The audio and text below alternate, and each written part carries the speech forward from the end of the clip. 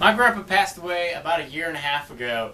He was really sad. He was a really good guy. He was the life of the party. He would always tell you the same jokes over and over again, and no matter what, they were still just as funny as the first time you heard them.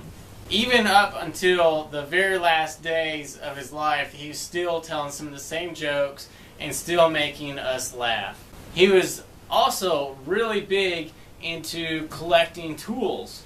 We'd always walk into his little workshop he had and just be amazed at how many tools he had. They were always all over the walls. They were lined from the floor to the ceiling. He had file cabinets just filled with tools, bolts, nuts, everything. He had it all. If you needed a nut or something for an odd part, he'd be able to find it for you. And he also knew if something was missing. He could have a million screwdrivers, and if you took one and misplaced it, he would know that it wasn't in the right area. Well, fortunately for me, I was lucky enough to acquire some of his old tools. And I have a lot of old tools, but these ones are always going to be more special than any other old tool that I get, just because they came from him. And I hope that I can pass them down from me to my children, and then they'll be able to pass it down on through the line. So today what I'm doing is going to be going inside and showing you guys some of the great tools that I have acquired. And these things will always be treasured as hand-me-downs from him. Here are my great tools that I've gotten. This is a modern-day toolbox that all the tools came in, and it came with a tool tray just to hold all the smaller things. And in the tool tray, it came with just a paint scraper. I've never seen a little holder like this for all the hex keys, but that's where all these are kept. They're a little bit rusty, but I'll go ahead and clean them up, and they should be just fine. They even got all the sizes printed right on the holders. So that's a nice little pouch that those came in. I've also gotten this old wrench. This kind of looks like maybe like a tractor wrench that is specific to just a certain nut or bolt on a tractor or something like that. And there's like other cutters, a little screwdriver. This one's nice because it comes with a little clip, so if you have to put it in your pocket, you can clip it on your pocket. Some little adapters for plugs that have the ground to go into an outlet that doesn't have a ground. A little measuring tape and a tiny pocket knife as well. And that's what's in the top tray. And in the bottom tray are a lot of goodies that I was really surprised. I've never even seen half of these at my grandpa's workshop that he had. I guess these were all hidden. Here's a little hatchet that he gave, or that I got, and it's got writing right here, but I can't tell what it says. The head of it was painted blue color. Kind of stands out now, but that'll get a lot of good use out of it. I'll sharpen the edge and it'll be back to brand new.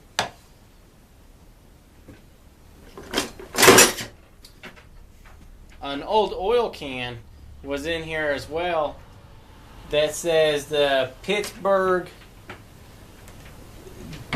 CEM company. I can't read all the letters, but maybe Pittsburgh Gem Manufacturing Company. But that's nice. That's a nice old oil can. And a little tire iron, that's what it looks like. If you had a sockets to fit this, it wouldn't be so bad to use them sometime on your stuff when you didn't want to make a lot of noise.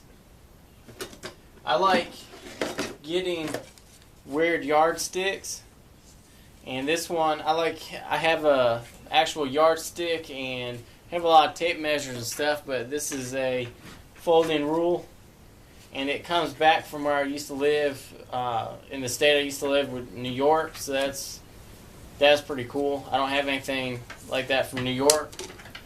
Plumb hammer. You can never have enough hammers, and that's really nice. And as you can see, he always had everything labeled. He had a little tool or a label maker that was like a little gun, and we used to always try to go down and play with it and punch out things and stick them places. And this is what he used to do. He used to always label his stuff. I don't know if you can read that. It says tool room on it though. So that's what he used to do. He used to label all his stuff. A little trowel was in there.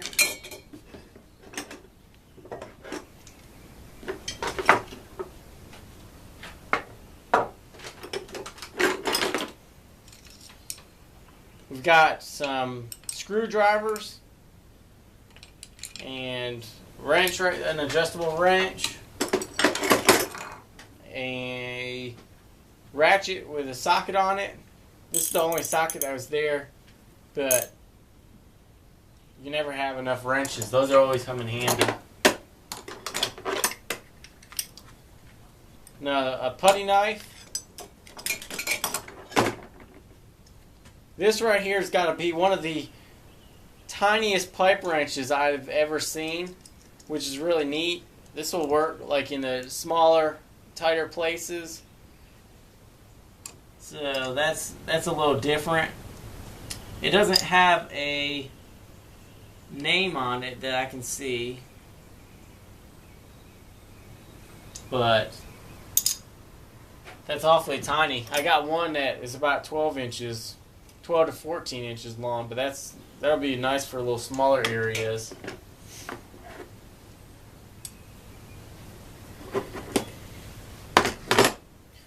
Here's a nice little crowbar for removing all those pallets and all the nails and stuff. I haven't had a crowbar to really do anything with, but that'll be nice to help remove the planks off of pallets. So this will come in nice and handy.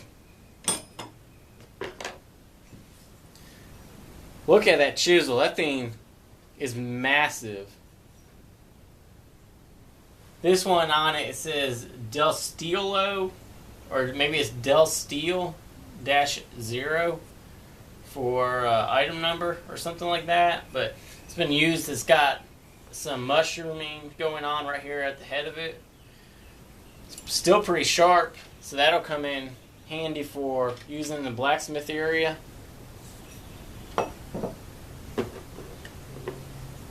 Now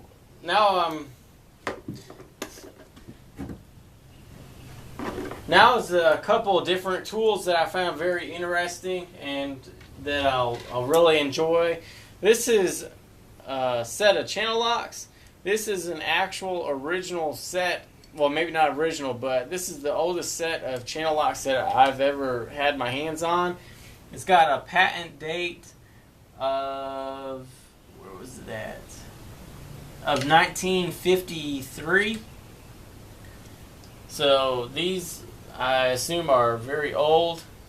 This will go good in all my wrench drawer in my big toolbox. So those will get a lot of use.